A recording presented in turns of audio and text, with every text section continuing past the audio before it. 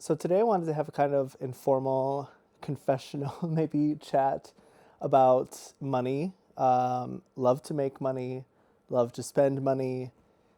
Not very good at saving money. I so this is one of the worst things I guess about ADHD is I think a lot of people who have ADHD have money problems. I have like all the ADHD. Like when I got diagnosed, they said, you know, there's like a bunch of criteria that you can fulfill, but you have to do like, you have to get 5 or 6 of them. And I got like all of them. They were like 10 out of 10. And I was like, what's my prize? And they were like, oh, lifetime on hard mode.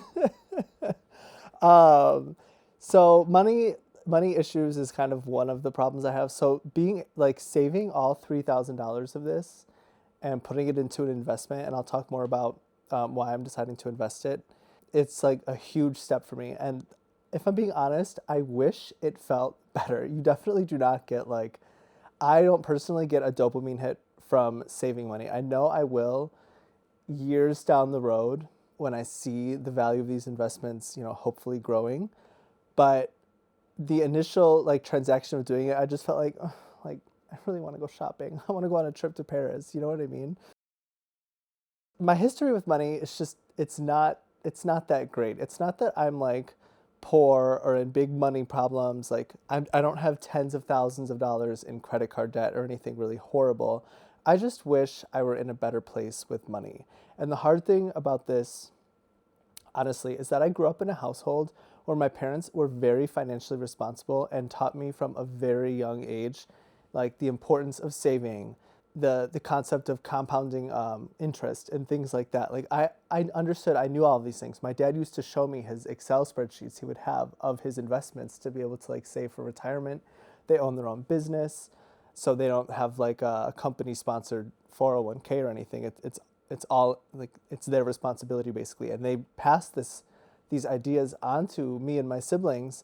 And I'm the oldest, and sometimes I feel really bad, honestly, because I think all of my siblings appear to be better with money than I am. And I've just made irresponsible choices in the past with money. I haven't always been very good at controlling my spending, wanting to go out to eat a lot and all those kinds of things. What's interesting is I read a lot of books about like finance and stuff like that. Personal finance, not like corporate finance or anything. I wouldn't be very good at that. And I'll go through a couple of them that I really like. This one I liked a lot, The Simple Path to Wealth by J.L. Collins. I guess he also has this blog, Mr. Money Mustache. There's a lot of stuff on the internet from him. But this book is really good. I read it really fast. It's very US centric. It's all about just like almost a kind of set it and forget it investing mentality. Other ones I've read, Retire Before Mom and Dad by Rob Berger. Financial Freedom, A Proven Path to All the Money You'll Ever Need by Grant Sabatier. And this one I really liked, The Psychology of Money by Morgan Housel. This one's really good, just a lot. I think it's like 20 short little chapters. I highlighted the hell out of this book. I really like this one. I'm probably going to reread it soon. And then there's a couple that I started, but I never finished. Like Think and Grow Rich, you can see the bookmark is like in the very early pages of the book. Quit Like a Millionaire. This one was okay, but I didn't get very far in it either. It looks like I got like maybe a quarter of the way through. This one I just didn't like it because it felt a little like crazy with the advice in the beginning. The thing with a lot of these personal finance books is it's not rocket science. They don't have any huge secret. It's just like, don't spend all the money you make. Definitely don't spend more money than you make and put it on credit cards. And like, try to save as much as you can, like at least 25%, ideally 50% of your income. 50% would be really hard, especially right now. I think that would be really hard to do. I'd have to live with like multiple roommates. I think living with that many roommates would not be good for my mental health, honestly. So I think it would have worse effects and might even shorten my life, to be honest. But the thing with, Quit Like a Millionaire was, I mean, there's just some advice in this personal finance space that goes really crazy with saving money. And it's like, they don't do anything. And there's like, it feels like, I mean, yeah, maybe saving money and seeing the, you know, the amount of money you've saved feels really good for these people. But sometimes I want to go out to dinner. Sometimes I definitely want to go on vacation. I don't want to spend the most like vital, like, what am I trying to say? Like the most alive years of my life, like sitting around doing nothing, not even paying for like a Netflix subscription or buying a television because I'm trying to save as much money as possible. And to that point, it's not just Quit Like a Millionaire. Also, the first book that I said I really liked, The Simple Path to Wealth, I think there's a part in the beginning of the book where he says one of his friends, when it was like the 90s or something, and his friend had just bought a video camera, which was a very novel thing at the time to be able to afford to shoot your own home videos of like your kids and stuff growing up. And he's like saying how he doesn't really think that that was super necessary. And I would honestly disagree. I don't know what these cameras cost in the 90s. I know this isn't an issue now because we all have phones that shoot videos, but like I'm very happy that my parents have videos of me and my siblings from the 90s. Like I think sometimes you shouldn't be completely crazy about saving your money like some of these people are in the book. And I get that these are the kind of people that are so motivated to do this that they want to share as much knowledge as they have or as they want to share. I can't really go that crazy. But my goal is, after investing this $3,000 from my tax refund, is to make a contribution of like $700 to $900 monthly in a blend of like ETFs and some bonds as well. But right now I'm just investing all 3,000 of it in a Vanguard ETF with the ticker VT, which is, let me see, what is VT? VT is the Vanguard Total World Stock ETF. So it's a blend. What does it say basically in terms of fund literature? I don't know. It's like the whole world. Basically, it's not specific to the U.S. It's not specific to non-U.S. stocks, for example. I didn't really want to manage the blend myself. When it comes to investing my money, I really want a sort of hands-off. I'm not ever going to optimize the buying and selling of stocks or any sort of funds. I'm never going to spend the amount of time necessary to learn how to do that. And I don't think I'm ever going to beat the market. And I don't think most people who try beat the market either. So that's why I'm looking at these like index funds that have very good returns over the years. I mean, this one in particular over 10 years has a 12% return since its inception in June 2008. It's an 8% return. That's a really good return.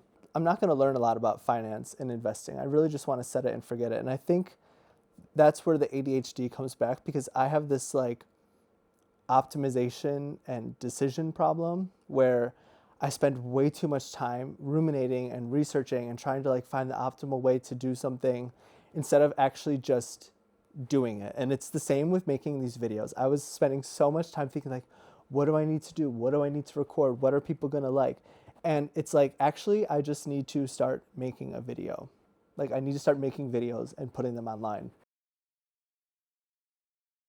I had investments for a while. Every job I've had in the US, I invested the money in the company provided like 401k or IRA account. They often had a match that's like free money. You should absolutely always max out the match that your company gives you. And I had saved up a lot of money, but unfortunately, I was really unwise with it. And 4 years ago, I bought the house that I'm in right now. That was a huge thing for me, buying a house. It's kind of one of those life milestone things. Like you feel like, oh, I'm a real adult now. I bought a house. And I'm a very DIY, hands-on person, and I like my space to be mine and very personal to me. So I thought, oh, buying a house is great because it's not like a rental.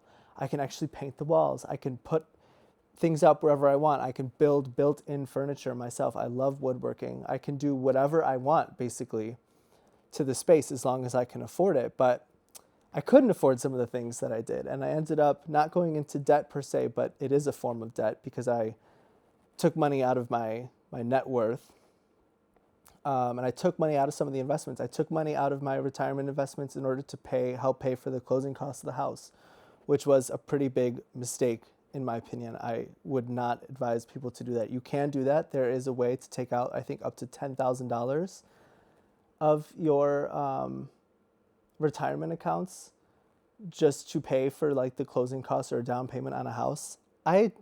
I don't know if this makes sense. It did not, I don't think it made sense in my case, but we'll see. Because right now, if I sold my house today, I would probably make like 75,000 over what the current value of the mortgage is. So it might have been worth it in the end. If I think about it over 4 years, that would be a pretty good return on that investment if it were invested in anything else. But that's also not a guarantee. That's just because of the shortage of housing and the fact that the house value has appreciated, and I had a realtor come and sort of assess it. And I have done a lot of work to sort of modernize the house, but a lot of the work that I did too was very personal to me, and it was about, I did it at a time when I thought I would live in this house a lot longer than I plan on living here. I actually can't wait to leave this house. I can't wait to sell this house. I really don't like the town that I'm in. It's very boring. I wish I lived elsewhere. I wish I had made a lot of different decisions. Not just with buying this house and renovating certain parts of the house, but also just in terms of not taking that money out of my retirement accounts. I wish I had invested way more aggressively when I was in my 20s. I'm 35 now. I'm going to be 36 in a few months. I feel like it's too late, but I know that it's not too late. It's like that thing, what do you say? The best time to plant a tree was 20 years ago, and the second best time is today. And so I am choosing today to plant the tree. I can regret that I didn't plant it 20 years ago or 10 years ago when I was in my mid-20s, but here we are now, and all I can do is make better decisions for my future based on the knowledge that I have. And I try not to dwell too much on the past because it makes me a little bit sad. It is a form of regret, I guess. And I just wish I had made better choices. But here we are. So like I said, I'm going to try to invest 700 to 900 monthly in this. That's going to be hard. I'm going to have to make some sacrifices, I think. But like, I already don't eat out a lot, for example. I'm a good cook at home. I can do those things. If you don't cook at home and you eat out a lot, you should learn how to cook. It's really fun. It's not that hard. That would be my one thing. I know a lot of people who waste, in my opinion, a lot of money on like takeout food or going out to eat at restaurants and stuff like that. And I don't always need to buy the best clothes. I've actually bought a couple of things on Vinted. So like gently used clothes, I would say, not like anything worn and ratty, but you can save a lot of money that way. You don't need to buy brand new clothing all the time. There's other things I'm gonna assess. I have a budget planned out. I can definitely save this amount of money. I really want to be, I don't want to have to feel like I have to work till I'm 70 or 75 years old in order to stay alive. I would like to maybe even try to not retire early, but what do they call it? Like barista retirement, where you retire from your like corporate 40-hour-a-week job and do something a little bit easier. Maybe I find a way to make money on the side and I can invest even more and be more aggressive in that goal. But we'll see. I guess it just feels really good to have made that choice. I really wanted to buy a drone with a part of that tax refund that would have set me back like $700 or $800. But choosing to invest the money, all of the money that I got back from my tax refund, which was unexpectedly way larger than I anticipated because I started in a new job halfway through the year last year. So I was overtaxed. That's really big for me. And so I am kind of excited to hopefully share in the future some good developments with this. I hope that maybe recording videos and posting them online will maybe help me be a little bit more honest about it and like keep me on track. But we'll see. Like I said, it wasn't like, I wish it felt better to transfer that money into this investment fund. I'm not using Vanguard. I wish it felt better to do that today. Like I wish it was a little bit better of a hit. I know I would have had a really good time going out and shopping and buying some new sweaters or shoes or something like that, or a drone. Also, like I thought about it, and where I live is kind of boring, naturally speaking. So what am I going to do with a drone anyway? What am I going to take a picture of a polder, like a field? I guess I'm just interested and excited to see where this new journey takes me with trying to be more responsible with money, with finally waking up and being a little bit more responsible with it.